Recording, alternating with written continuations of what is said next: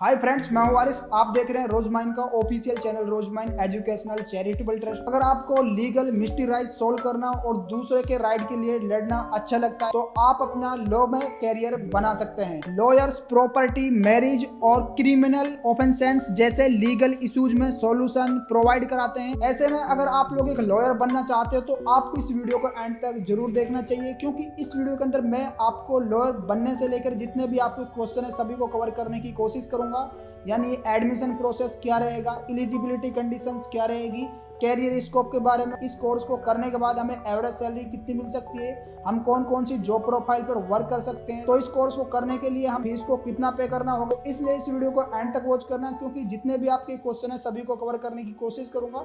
But video में आगे बढ़ने से पहले आपको इस वीडियो को लाइक करना है अगर आपको ये वीडियो पसंद आती है, और चैनल पर नहीं हो तो चैनल को सब्सक्राइब कर लेना है। क्लास 12 पास कर लेने के बाद अगर आप लॉ फील्ड को अपना कैरियर के रूप में चूज करने का इरादा बना रहे हो तो आपको सबसे पहले लॉ में डिग्री लेनी होगी, जो 5 ईयर इंटीग्रेट LLB की डिग्री होगी। अगर आप ग्रेजुएशन के बाद लॉ की पढ़ाई बढ़ाना चाहे तो आप 3 साल का LLB कोर्स कर सकते हैं। इस वीडियो में हम इंटीग्रेट 5 ईयर लॉ कोर्स के जरिए लॉयर बनने का प्रोसेस जानेंगे। इस 5 साल के प्रोग्राम में BA, BBA, BCom जैसे ग्रेजुएट प्रोग्राम और LLB डिग्री शामिल होते हैं। ऐसे कुछ कोर्स हैं: BA LLB, BA LLB honours, BLS LLB, BBA LLB, BBA LLB honours, BCom LLB, BCom LLB honours. इन कोर्स की ड्यूरेशन 5 साल की होती है और आप क्लास 12 में साइंस, कॉमर्स या आर्ट स्ट्रीम के पास करने के बाद ये सारे कोर्स कर सकते हैं। जबकि BSc LLB और BSc LLB ऑनर्स करने के लिए आपको 12 साइंस स्ट्रीम से क्लियर करनी होगी।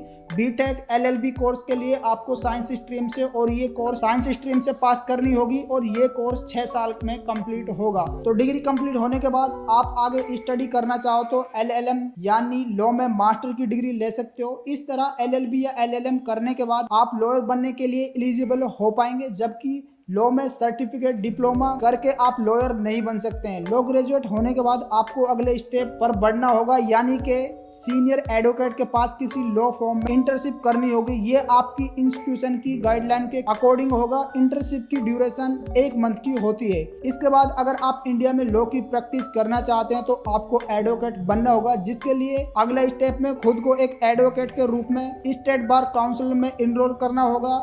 यहाँ लॉयर और एडवोकेट के बीच के डिफरेंस को समझना भी आपको जरूरी है, इसलिए आपको बताते हैं। यानी एडवोकेट वो पर्सन है जो कोर्ट में केस लड़ता है और बार काउंसिल ऑफ इंडिया में रजिस्टर होता है, जबकि लॉयर वो पर्सन होता है जो बिजनेस फर्म्स और कंपनीज को लीगल एडवाइस प्रोवाइड करता है, लेकिन वो केस को कोर्ट में प्रेजेंट नहीं कर सकते, क्योंकि लॉयर लॉ ग्रेजुएट तो होते हैं लेकिन बार काउंसिल ऑफ इंडिया में एनरोल नहीं होते। तो आप समझ गए होंगे कि कोर्ट में प्रैक्टिस करने के लिए आपको एडवोकेट बनना होगा, जिसके लिए bar council of India enrol में खुद को एनरोल कराना होगा। इस रजिस्ट्रेशन प्रोसेस के बाद आपको ऑल इंडिया बार एग्जामिनेशन यानी AIBE एग्जाम भी क्लियर करना होगा, तभी आपको सर्टिफिकेट और प्रैक्टिस मिलेगी, जिसके बाद आप कोर्ट में प्रैक्टिस करने के लिए एलिजिबल हो पाएंगे।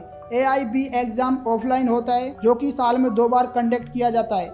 इस तरह सर्टिफिकेट ऑफ प्रैक्टिस मिलने के बाद आप बहुत से सेक्टर्स में SA, लॉयर, एडवोकेट वर्क कर सकते हैं। लॉ में कुछ कॉमन स्पेशलाइजेशन के बारे में आपको पता रहना चाहिए, जैसे कि corporation business, multinational companies, media, entertainment house, engineering firm, political practice, finance companies, consulting firms, college, university. तो अब यहाँ पर इसकी जॉब प्रोफाइल के बारे में बात कर लेते हैं। अगर आप लोग एक लॉयर बन जाते हो तो आप कौन कौन सी पोजीशन पर वर्क कर सकते हो, तो इसके अंदर आप family lawyer, security lawyer, tax lawyer, environment lawyer, legal assistant, conciliator आदि प्रोफाइल पर वर्क कर सकते हो। अब यहाँ पर बात करते हैं इस कोर्स को करने के लिए हमें फीस को कितना पे करना होगा। तो 5 ईयर इंटीग्रेटेड LLB कोर्स करने के लिए आपकी फीस 30,000 से 1.5 लाख रुपए पर एनम तक हो सकती है। और यहाँ पर नेक्स्ट पॉइंट की बात करते हैं, अगर आप लोग एक लॉयर के तौर पर तैयार हो जाते हो तो आपको एवरेज सैलरी कितनी मिल जाती है। तो आपको एवरेज सैलरी 7 लाख से 15 लाख रुपए पर एनम तक हो सकती है। अब यहाँ पर जो हमारा लास्ट पॉइंट वो आता है कि इस कोर्स को करने के लिए हमें एडमिशन किस प्रकार से ले सकते हैं।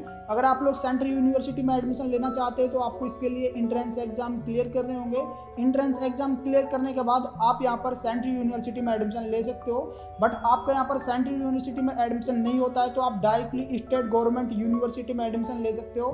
यहाँ पर कोई भी एंट्रेंस एग्जाम देने की जरूरत नहीं होती है। काफी स्टूडेंट ऐसे होते हैं आफ्टर 12th के बाद हायर एजुकेशन लेना चाहते हैं, लेकिन उनके माता पिता उनको हायर एजुकेशन कराने में असमर्थ होते हैं। हैं। तो ऐसे में स्टूडेंट का जो सपना है वो चकनाचूर हो जाता है। तो आपके सपने को बुलंद करने के लिए जो आप official channel Rosemind educational charitable trust देख रहे हो, ये क्या करती है, जितनी भी आपकी कॉलेज की फीस होती है उसको पे करने की जिम्मेवारी लेती है। सिर्फ आपको हॉस्टल में रहना, खाना व एग्जामिनेशन फीस को पे करना होता है। अगर आप लोग इससे रिलेटेड ज़्यादा इन्फॉर्मेशन चाहते हो कि किस प्रकार से हम जीरो ट्यूशन फीस पर पढ़ सकते हैं, तो आपको वीडियो के डिस्क्रिप्शन में एक पर्टिकुलर वीडियो की लिंक मिल जाएगी। आप वहाँ पर उस वीडियो को देखकर पता लगा सकते हो कि किस प्रकार से रोजमैन हमारा एडमिशन कराती है। प्लस में आपको स्क्रीन पर नंबर शो हो रहे हैं, आप यहाँ पर कॉल कर पूरी इन्फॉर्मेशन ले सकते हो।